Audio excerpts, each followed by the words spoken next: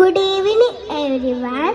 Today I am going to recite a poem, The Spider and the Fly, by Mary Hoyt. Mary Hoyt was a famous English poet.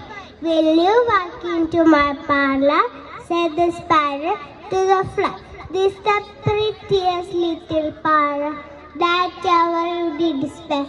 The way into my parlor is up a winding stairs, and I have many curious things to show you when you are there. Oh no, no, said the little fly. To ask me is in one, for who gets up here winding stairs can never come down again. I am sure you must be weary, dear, with soaring up so high. Will you rest upon my little bed? Said the spider to the fly. There are pretty curtains. Turn around. The sheets are fine and thick. If you like to rest a while, I will stately take you in. Oh no, no, said the little fly. For I have often heard it said, can never, never come back again.